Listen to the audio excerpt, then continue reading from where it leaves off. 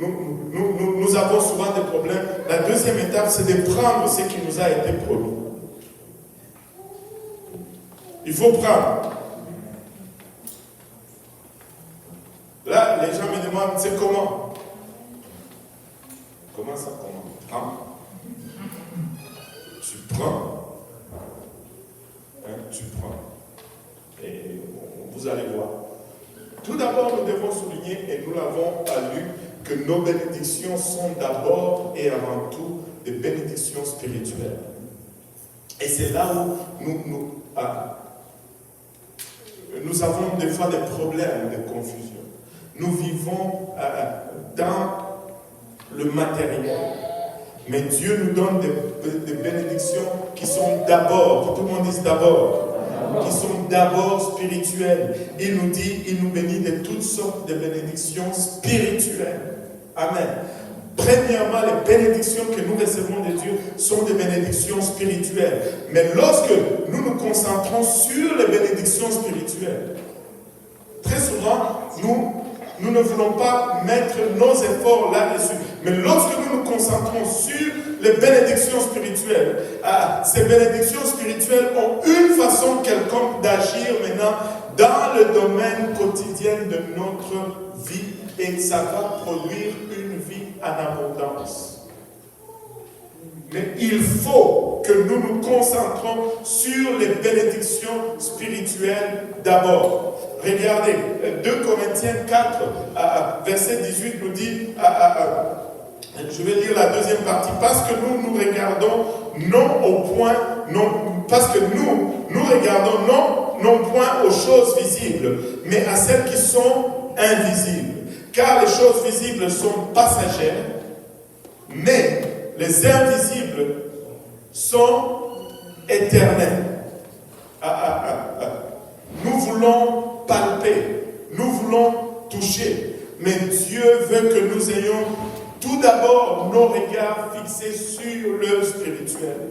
Toutes les bénédictions spirituelles sont éternelles. Elles existaient avant nous. C'est pourquoi Dieu ne rentre jamais en détresse. Dieu ne rentre jamais en mode panique. Dieu ne se dit pas, oulala, il y a une situation ici, je dois chercher une solution. Non, il l'a déjà. Parce que ces bénédictions sont éternelles. Avant que tu ne sois né, ces bénédictions étaient déjà là. C'était déjà disponible avant même que tu n'arrives dans ce monde.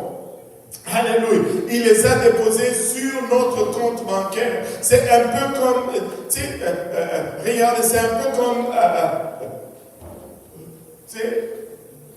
bon, je sais que ça n'arrive pas beaucoup avec nous. Admettons que ton père était riche. Là, il dit, bon, mon enfant, j'ouvre un compte. Mon enfant vient de naître, j'ouvre un compte. Et je mets $100 000 dessus.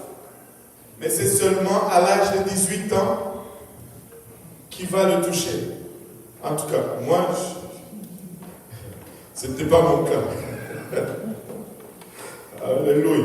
Et Dieu met nos bénédictions sur notre compte spirituel. Mais nous devons juste arriver à la maturité. Que tout le monde dise maturité.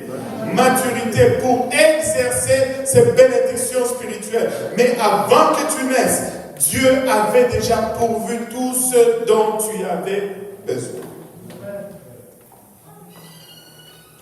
Tout ce que tu as besoin pour vivre pour Dieu est déjà en toi maintenant. Dès que tu es né, Dieu, je l'ai dit, dès que tu es né de nouveau, Dieu t'a donné le Saint-Esprit. Amen. Nous disons la nouvelle naissance, lorsque tu reçois le Saint-Esprit, boum, tu es né de nouveau. Mais laissez-moi te dire ceci, dès que tu es né de nouveau, tu as tout ce dont tu as besoin pour vivre pour Dieu. Quand tu reçois le Saint-Esprit, quand tu reçois l'Esprit de Dieu, toutes les capacités pour vivre pour Dieu sont en toi.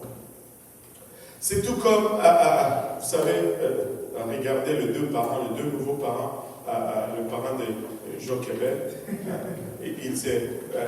ils se rallient l'un après l'autre. Vous voyez ces bébés-là?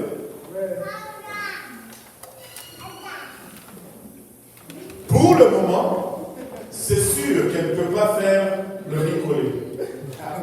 Pour le moment, c'est sûr qu'elle ne peut pas faire la teke, n'est-ce pas? Mais toutes les habilités dont elle a besoin se trouvent déjà dans ce corps. Il n'y aura rien qui va être ajouté à ce bébé. Elle doit juste grandir. Elle doit juste maturer. Et c'est la même chose spirituellement. Tout ce dont tu as besoin a été déposé en toi lors de ta nouvelle naissance. Tu dois juste grandir. Tu dois juste maturer jusqu'à ce que tu arrives à une place où tu es capable d'utiliser cela. Alléluia. Parce que Dieu a fait cela, il ne va jamais paniquer. Il ne va jamais paniquer. Il ne va jamais entrer en mode panique. Alléluia. Il n'y a jamais d'urgence avec Dieu. Il a déjà fait tout ce qu'il devait faire pour te délivrer.